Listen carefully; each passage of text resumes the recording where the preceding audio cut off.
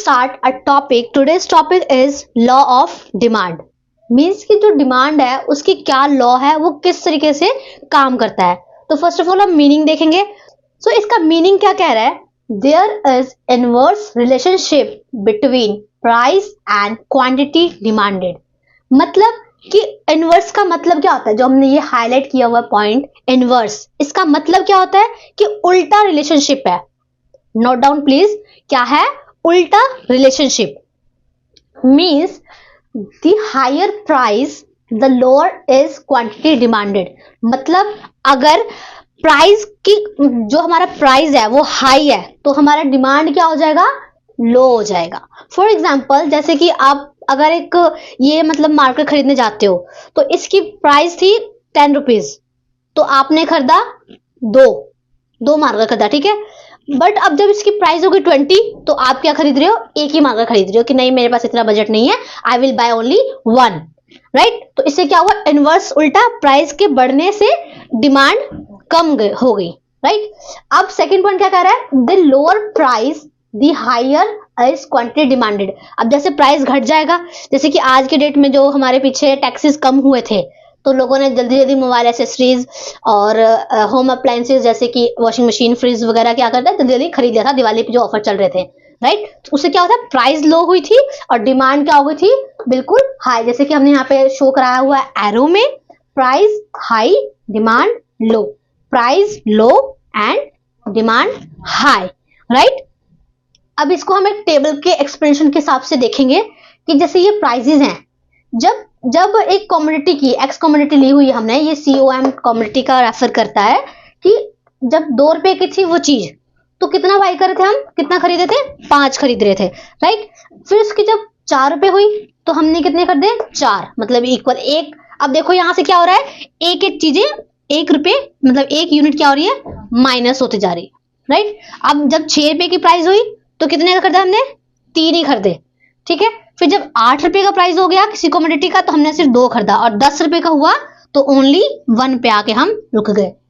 तो इससे क्या हो रहा है? देखो ये प्राइस हो रही है इंक्रीज, डिक्रीजिंग लेवल पे इंक्रीज हो रही है, और ये डिक्रीजिंग लेवल पे इंक्रीजिंग लेवल पे क्या हो रही है? डिक्रीज हो रही है. डिमांड डिक्रीज होती जा रही है. इंक्रीज थी पहले, अब क्या होगी? डिक्रीज. राइट. तो अब इसको हम इसके थोड़ा उसके डायग्राम के हिसाब से समझेंगे कि डायग्राम में क्या शो करा रहा है. देखो जो हमारे पहले की जो PO है ये पहले का प्राइस था. राइट. Like 5 rupees. ठीक है. और जो डिमांड थी उसकी वो यहां पे थी 10. ठीक है. अब मैंने क्या कर दिया? प्राइस को बढ़ा दिया 10. ठीक है. तो डिमांड मेरी कहां? यहां से शिफ्ट होके यहां पे आ गई. X0 था कमोडिटी हमारी, तो 0 से कहां आ गया? 1 पे. राइट. तो इससे क्या पता लगता है कि देयर इज अ इनवर्स. ये वर्ड याद रखना है, एग्जाम में लिखोगे जब आपको 6 मार्क्स का क्वेश्चन आएगा तो हमने फर्स्ट ऑफ ऑल ये वर्ड जरूर लिखना है कि there is a inverse relationship between price and quantity demanded, other things remaining the same. Right.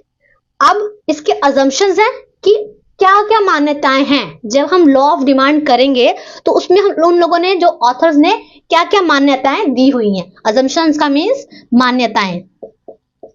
ठीक है.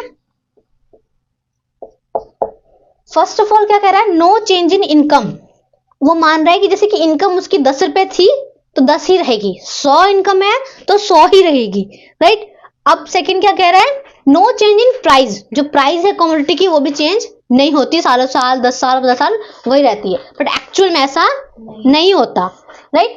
No change in consumer preference, taste and habit. मतलब कंज्यूमर का प्रेफरेंस भी वही रहेगा, टेस्ट भी वही रहेगा और उसकी हैबिट्स भी वही रहेंगी. ये सारी अजम्पशंस हमने एग्जाम में लिखनी है. नेक्स्ट क्या करें?